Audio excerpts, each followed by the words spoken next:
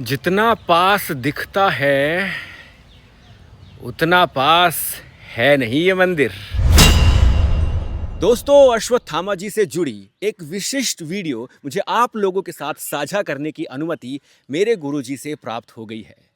परंतु एक अनुबंध है। उनका यह कहना है कि पहले मुझे भूले बिसरे उपेक्षित 1680 मंदिरों का इतिहास आपके साथ साझा करना होगा। पहले उन्हें खोजना होगा और उनका वीडियो बनाकर उनको पुनः जागृत करने का एक प्रयास करना होगा। तत्पश्चात मैं वो विशिष्ट वीडियो सोशल मीडिया पर अपलोड कर सकता हूं। तो महाभारत और रामायण कालीन स्थानों के साथ साथ अब मैं आपको ऐसे उपेक्षित भूले बिसरे मंदिरों के दर्शन भी कराने जा रहा हूं जिनके बारे में संभवतः आपने कभी सुना भी नहीं होगा, जिनको हम लोग भूल चुके हैं। उन्हें पुनः जागृत करने का ये मेरा एक प्रयास है। ये संकल्प लिया है मैंने और गुरु जी को अपने ये वचन दिया है कि मैं अपनी संस्कृति का प्रचार तब तक करता रहूंगा जब तक मैं जीवित हूं। अपने मंदिरों का संरक्षण और पुनरुद्धार तब तक करता रहूंगा जब तक मैं जीवित हूं। और संभवतः अश्वत्थामा वाली वीडियो मेरी अंतिम वीडियो होगी। तभी गुरुजी ने कहा है कि तुम्हें यह कार्य पहले करना है, तत्पश्चात वो वीडियो अपलोड करना। तो ये तो मैं करने जा रहा हूं, परंतु आपसे एक निवेदन है मेरा। मैंने एक छोटी सी पुस्तिका लिखी है, ये है 27 पन्नों की है। आपके मन में प्रश्न होंगे अपने धर्म को लेके कि सनातन धर्म क्या है, भगवान क्या है, ब्रह्मा विष्णु महेश कौन है, पर ब्रह्म क्या है, माता रानी कौन है, अवतार कहाँ से लेते हैं, क्यों लेते हैं अवतार। तो ये एक पुस्तिका है। वैसे तो ये निःशुल्क है, परंतु मेरे गुरुजी का ये मानना है कि ज्ञान भी यदि बिना दक्षिणा के प्राप्त हो तो वो प्रभावहीन होता है, उसका कोई महत्व नहीं होता। ये मेरा व्हाट्सएप नंबर है, आप मुझे इस पे राम राम लिख के भेजिए। ये एक पीडीएफ है, ई बुक है, मैंने छपवाई नहीं है, ई बुक है। ये मैं आपको पीडीएफ आपके साथ साझा कर दूंगा। वैसे तो ये निःशुल्क है, परंतु गुरु दक्षिणा के रूप में आप मुझे 21 रुपए का दान दे सकते हैं। इसका उपयोग मैं अपनी यात्रा में ही करने वाला हूं, तो ये धार्मिक कार्य में ही इसका उपयोग होगा।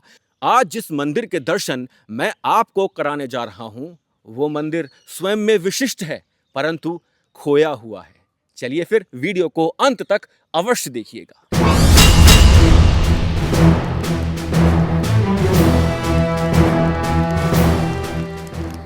तो दोस्तों, माता रानी के मंदिर के दर्शन कर लिए हैं। आंतरी माता तक की यात्रा और माता के दर्शन स्वयं में एक ऐसा दुर्लभ अनुभव था जो आपके हृदय में सदा के लिए बस जाता है। आशा करता हूं आपने ये वाला वीडियो अवश्य देखा होगा। ये इन 1680 भूले बिसरे मंदिरों की खोज का प्रथम वीडियो था। और यदि आपने ये वीडियो देखा और माता से कुछ मांगा है तो मैं निश्चित रूप से ये बोल सकता हूं, आपकी मनोकामना माता रानी अवश्य पूर्ण करेंगी और आपको अपने पास दर्शन के लिए भी अवश्य बुलाएंगी। और अब जहां मैं आपको लेके जा रहा हूं, ये एक ऐसा स्थान है जहां पहुंचना प्रत्येक व्यक्ति के लिए संभव नहीं है। इसीलिए इस स्थान के आपको लगभग ना के बराबर वीडियोस सोशल मीडिया पर मिलेंगे। और मेरे साथ हैं आपकी विरासत के अमित जी। इनका यूट्यूब चैनल, इंस्टाग्राम, फेसबुक को भी फॉलो कीजिए। इनके भी धार्मिक व्लॉग्स बहुत अच्छे होते हैं। ये स्थान मध्य प्रदेश के मंदसौर से 50 किलोमीटर दूर, लगभग 50 किलोमीटर दूर, चंबल के किनारे नहीं, चंबल नदी के बीचों बीच स्थित है। हिंगोरिया बड़ा हिंगोरिया राजनी पिपलिया गाँव आएगा लास्ट में भी। अच्छा, इसके बाद में हिंगोरिया। ठीक है। वहाँ से बोट मिल जाएगी एवरी महादेव के लिए। हाँ, बोट मिल जाएगी। हिंगोरिया से मिलेगा वो। हिंगोरिया से मिलेगा। हिंगोरिया से नीचे जाना पड़ेगा गाँव, वहाँ हिंगोरिया जाके आपको पूछ लेना। ठीक है, कि हमारे महादेव एलवी जाना। ठीक है। तो वहाँ से हर कोई बता देगा रास्ता। बोट मिल जाएगा। वहाँ से बाइक जाएगी बोट के ऊपर ही। बाइक जाएगी बोट के ऊपर। ठीक है, ठीक है। धन्यवाद जी, धन्यवाद। और इतिहास इस क्षेत्र का डाकुओं से संबंधित रहा है, जिस कारण लोग यहाँ आने से भी डरते हैं। एलवी महादेव, इसका इतिहास माना जाता है कि महाभारत काल से जुड़ा हुआ है, माता द्रौपदी से। बहुत सारे रास्ते हैं। एलवी महादेव कहाँ से? पीछे। आवाज आगे डिस्प्ले लगी नहीं, इतना चल जाओ। अच्छा, पीछे से। या हमने इसको जल लेगा। हाँ, आगे सामने डिस्प्ले लगी नहीं, ठीक है, ठीक है।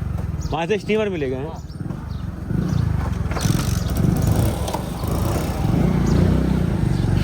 बहुत भूल भुलैया वाले रास्ते हैं। छोटा सा गांव है, ये वाला होगा। हम यहाँ से आए थे।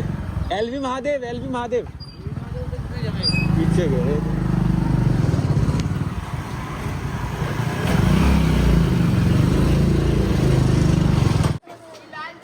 लाल झंडा लगा है, सही है।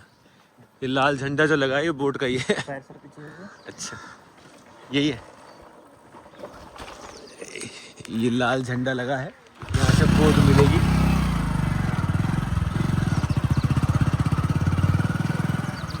एवरी महादेव लिए सीधा।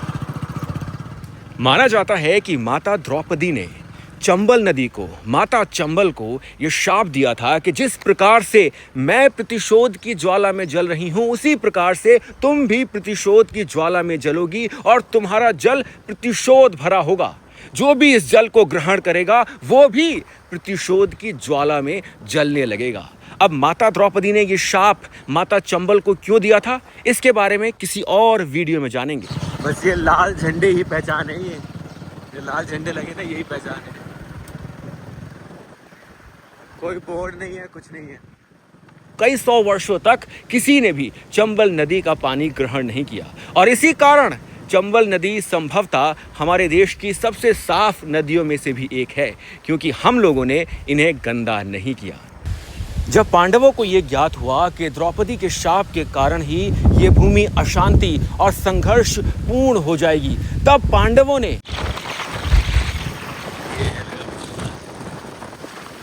कांटों पे लगा हुआ है, कांटों वाले पेड़। तब पांडवों ने मध्य प्रदेश के कई स्थानों पर शिवलिंगों की स्थापना की थी। चंबल नदी के किनारे, यहाँ तक कि चंबल नदी के अंदर भी उन्होंने शिवलिंगों की स्थापना की थी, जिससे कि इस भूमि का उद्धार हो सके। परंतु उन सभी शिवलिंगों पर जल अभिषेक समय समय पर होना अति आवश्यक था, अन्यथा शिवलिंग अपनी आभा, अपनी शक्ति खो बैठते हैं। इसी कारण पांडवों ने कुछ शिवलिंग ऐसे स्थानों पर स्थापित किए जो नदी के भीतर या फिर नदी के किनारे हुआ करते थे। उन्हीं में से एक है ये मंदिर। पूरा मैदान है, यहाँ पे खेत है, कोई दिखाई नहीं दे रहा, इंसान झंडे लगे हैं बस। इस मंदिर में बस सावन के समय थोड़ी बहुत भीड़ होती है, अन्यथा भीड़ नहीं होती।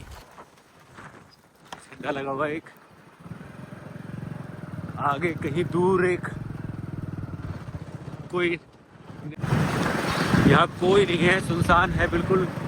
एक दो लोग दिखाई दे रहे हैं अपने अपने खेतों की रक्षा करते हुए, और यहाँ पहचान है झंडे कि आप सही मार्ग पर हैं या नहीं, उसकी पहचान है ये झंडे जो लगे हैं लाल वाले बस, और कोई बोर्ड नहीं है, कुछ नहीं है। कैसे पहुँचेगा व्यक्ति?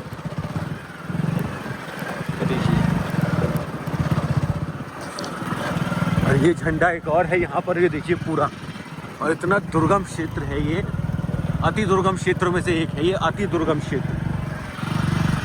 बस खेत है यहाँ पर, परंतु मार्ग नहीं है जिस मार्ग पर हम जा रहे हैं। इसका मार्ग जो रास्ता है मंदिर तक, अब पता नहीं वो मंदिर वही है या कोई और है। यहाँ से एक मंदिर दिखाई तो पड़ रहा है।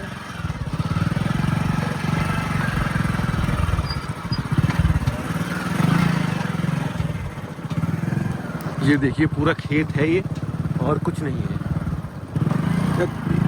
माना जाता है कि कई 100 वर्षों पूर्व एक किसान को जब नदी का जल स्तर घटा हुआ था, तो एक किसान को वो शिवलिंग दिखा, स्वयंभू शिवलिंग। तो वो किसान वहाँ गया, उसने गांव वालों को बताया और फिर यहाँ पर एक मंदिर का निर्माण हुआ। नहर तो है, नदी है सामने। यदि आपको मेरा प्रयास अच्छा लगता है, सार्थक लगता है अपने मंदिरों और संस्कृति को आगे बढ़ाने का, तो आपसे अनुरोध है कि मेरे इस चैनल के मेंबर बनिए। आप मेंबर बनेंगे तभी मेरे पास वो शक्ति आएगी कि मैं इस कार्य को आगे बढ़ा सकूं, यात्रा अग्रसर रख सकूं। आपसे मेरा अनुरोध है कि मेरे चैनल के मेंबर बनिए, शक्ति प्रदान कीजिए मुझे कि आप लोग मेरे साथ खड़े हैं, आप साथ हैं, आपके भरोसे ही ये चैनल चल रहा है। YouTube ऐसे धार्मिक चैनलों को प्रमोट नहीं करता है, क्योंकि उनकी संस्कृति हमारी संस्कृति से भिन्न है। वो हमारी संस्कृति को क्यों प्रमोट करेंगे? चैनल के मेंबर बनिए।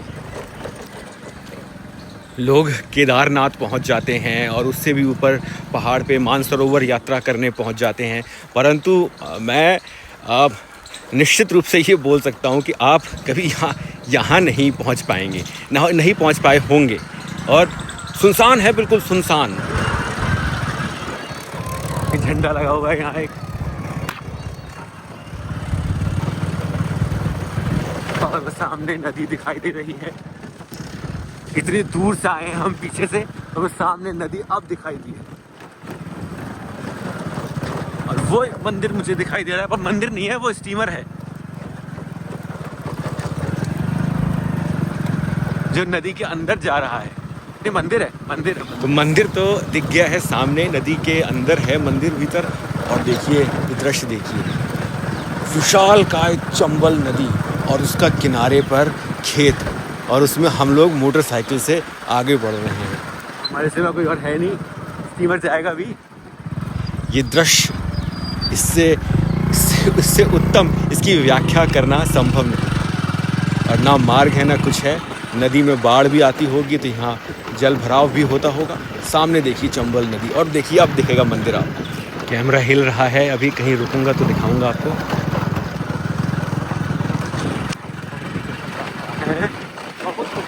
बहुत ही कठिन बात। ये दिन में गाड़ी नहीं चल पा रही है, रात में क्या रात में तो रास्ता नहीं दिखेगा। नहीं दिखेगा, सही। आदमी भटक जाएगा। वो कह रहे हैं मोटरसाइकिल जाएगी स्टीमर पे, तो मोटरसाइकिल पकड़, मंदिर वो नहीं है, इसका मतलब स्टीमर ही है। वो तो मंदिर बना हुआ लग रहा है। हाँ, तो मोटरसाइकिल स्टीमर पे क्यों जाएगी? मोटरसाइकिल तो हमें वहाँ छोड़ के वहाँ से वापस लेके आएगी फिर, या वहाँ से कोई रास्ता है? नहीं तो बाइक लगा के छोड़ सकते हैं सर। हाँ, लेकिन वापस जाने का रास्ता भी नहीं। यही होगा और क्या।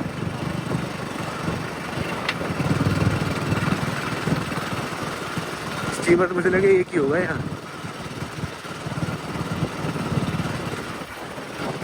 ये है महादेव के सबसे मान के चलिए दुर्गम मंदिरों में से एक। ऐसा कठिन मार्ग है कि यहाँ तक पहुँचना भी संभव आम इंसान के लिए है नहीं, क्योंकि रास्ता अच्छा नहीं है। रास्ता है ही नहीं, खेत है, खेत के बीच में से आ रहे हैं, किसी का खेत है, जिसमें से हम आ रहे हैं। ये चलिए पहुँच गए घाट पर। ये दोस्तों आधुनिक कारणों के कारण अब ये मंदिर भगवान शिव का सबसे दुर्गम मंदिरों में से एक बन चुका है। और उसका कारण है ये चंबल नदी के बिल्कुल बीचों बीच स्थित हो गया है इस समय। ये देखिए, अभी तो कभी कभी जब जल आता है, ये देख रहे हैं आप, ये बिल्कुल चंबल नदी और शिवना नदी के संगम पर स्थित है। बिल्कुल चंबल नदी और शिवना के संगम पर स्थित है। समस्या यहाँ पर एक है कि यहाँ तक पहुँचने के लिए आपको स्टीमर से जाना होगा, जो आपको यहाँ से मिलेगा। यहाँ तक आने के लिए ही पहले आपको बहुत दुर्गम क्षेत्र से अंदर आना पड़ता है, फिर आपको स्टीमर से यहाँ जाना होगा। अब यहाँ पर कोई फ़िलहाल स्टीमर है नहीं। जो यहाँ के स्थानीय निवासी हैं वो बोल रहे हैं अभी 1-1.5 घंटे में स्टीमर आएगा। अभी 2 बज चुके हैं, तो अभी 1-1.5 घंटे में स्टीमर आएगा। तत्पश्चात भी यहाँ प्रतीक्षा करेगा और लोगों की, और फिर वो हमें मंदिर छोड़ेगा और आगे निकल जाएगा। हमें वो यहाँ छोड़ेगा मंदिर पे और आगे निकल जाएगा। फिर 1-1.5 घंटे बाद जब वो लौट कर आएगा तो हमें वहाँ से उठाएगा और फिर यहाँ आएगा। और यहाँ से फिर हमें इस दुर्गम क्षेत्र से, जहाँ से मैंने दिखाया अभी आपको, जहाँ से हम आए हैं, वहाँ से हमें फिर वापस जाना होगा। अब बच जाएंगे रात के 7 या 8, और ये ऐसा मार्ग नहीं है जहाँ आप रात को आएँ। मेरी ओर से नहीं आए रात को कभी भी। दिन में 10 बजे के आसपास यहाँ आपको आना है, तो आप यहाँ पर दोपहर को निकल पाएंगे। अन्यथा आप यदि यहाँ फंस गए तो याद रखिए ये चंबल का क्षेत्र है, यहाँ फिर आपको निकलना आसान नहीं होगा। यहाँ पर जब कभी कभी ऐसा होता है कि जब डैम से पानी नहीं छोड़ा जाता, तब ये मंदिर आप सीधा पहुँच सकते हैं, मोटरसाइकिल से भी मार्ग है, परंतु अब ये मंदिर पानी में डूबा हुआ है। मेरा तो ये मानना है कि अभी क्योंकि बरसात होने वाली है, आप देख रहे हैं बरसात होने वाली है, तो अभी रिस्क लेना इतना अभी सही नहीं है। अगर हम पहले आ गए होते, यहाँ पर सुबह आ गए होते, दिन में आ गए होते, तो संभवतः हम वहाँ पहुँच जाते 10 बजे तक और 2 बजे तक हम वापस लौट आते। परंतु क्योंकि स्टीमर एक ही है और वो ही आएगा और वो ही जाएगा, तो मैं अभी इतना रिस्क लेने के उसमें नहीं हूँ, उत्तम नहीं रहेगा ये तो एक प्रकार से मूर्खता हुई कि आपने मार्ग देख लिया है, वहाँ से आए हैं और 2 बज गए हैं, 4 बजे स्टीमर आएगा, आपको लेके जाएगा, 5 बजे 6 बजे तो 7 बजे तो रात हो जाएगी, तो रात को यहाँ से निकलना लगभग असंभव हो जाएगा। तो मेरा तो ये मानना है कि यहाँ फ़िलहाल अभी इसको भोलेनाथ के इस मंदिर के दर्शन मैं आपको बाहर से ही करा रहा हूँ, और कुछ मैंने यहाँ से वीडियोस मांगी हैं अपने लोगों से जो मंदिर में गए हैं, उनके माध्यम से कुछ आपको इसके अंदर के दर्शन भी करा दूंगा। और आगे आने वाले समय में यदि मैं समय पर पहुँच गया यहाँ पर सुबह सुबह, तो मैं आपको फिर अंदर मंदिर के दर्शन कराने अवश्य लेके जाऊँगा। और ये एलवी महादेव है, इसका जो गांव का नाम है वो है एवरी महादेव। एवरी महादेव के नाम पर ही इस मंदिर का नाम पड़ा है, जो कि है एवरी महादेव, जिसे बहुत से लोग एलवी महादेव कहते हैं, क्योंकि गूगल पे ये एलवी महादेव के नाम से प्रसिद्ध है। तो अभी हम बहुत देर से यहाँ पर ये विचार कर रहे हैं क्या करना चाहिए क्या नहीं, और ये विचार हुआ है कि स्टीमर हमें कहीं दिखाई नहीं पड़ रहा, दूर दूर तक कहीं दूर दूर तक स्टीमर दिखाई नहीं पड़ रहा। यहाँ पे कुछ लोग बैठे हैं, ये मेरे साथ अमित जी हैं, आपकी विरासत वाले। ये चाहते हैं, इनका मन है कि हम मंदिर के दर्शन करने जाएं, परंतु मन से नहीं होते ना दर्शन। दर्शन उससे होते हैं कि आप भोलेनाथ ने आपको आज बुलाया कि नहीं बुलाया। तो कोई स्टीमर हमें दिखाई नहीं दे रहा है दूर दूर तक, और अच्छा यही रहेगा कि हम यहाँ से समय होते निकल लें, क्योंकि यहाँ देखिए आप पूरा ये बीहड़ का क्षेत्र है, बहुत दूर। तो अभी हमें ये खेत ही पार करने हैं, खेत पार करने के बाद फिर हमें तकरीबन 60 किलोमीटर लगेगा मंदसौर पहुँचने में। और यहाँ पर एक ही स्टीमर है जो मुझे आशा है, क्योंकि अगर 2 होते तो अभी तक एक ना एक आ गया होता। हमें 1 घंटा यहाँ पर हो चुका है लगभग। तो यहाँ एक स्टीमर है जो पहले यहाँ आएगा, फिर यहाँ से एवरी गांव जाएगा, एवरी में जो पैसेंजर्स हैं उन्हें ड्रॉप करेगा, फिर वो यहाँ आएगा, फिर यहाँ से हमें लेके वहाँ जाएगा, हमें वहाँ ड्रॉप करेगा, फिर उस तरफ जाएगा, फिर वहाँ से पैसेंजर उठा के यहाँ आएगा। और इसमें कम से कम उसे 3-4 घंटे का समय लगेगा। हमें यहाँ 6 बज जाएंगे, और अंधेरे में ये रास्ता पार करना संभव नहीं है। और 1% मोटरसाइकिल पंचर हो गई तो फिर हमें संभवतः अपने फ़ोन से भी हाथ धोना पड़ सकता है। ये चंबल का क्षेत्र है। तो अभी फ़िलहाल हम यहाँ से निकलेंगे और प्रयास करते हैं कि पुनः हमारा यहाँ पे आना हो, और तब मैं आपको इस मंदिर के दर्शन कराऊंगा। अभी और भी मंदिर हैं जिनके हमें दर्शन करने हैं, आइए वहाँ चलते हैं। वीडियो में बने रहिएगा, इसमें नहीं, जो आने वाले वीडियोस हैं उसमें। ये तो अब अंतिम छोर है इस वीडियो का, ख़त्म होने वाला है। और आशा करता हूँ आपको यहाँ तक का व्लॉग अच्छा लगा होगा। यदि अच्छा लगा है तो कमेंट कीजिएगा हर हर महादेव। हमको भी बुलाएं यहाँ पर एवरी महादेव में, और यदि आप चाहें तो मेरी वित्तीय सहायता भी कर सकते हैं। और मेंबर अवश्य बनिए चैनल के। यदि आप मेंबर बनेंगे तभी मैं वहां तक पहुंच पाऊंगा जहां मुझे आज जाना था, जहां मैं आज नहीं जा पाया हूं। एवरी महादेव। हर हर महादेव।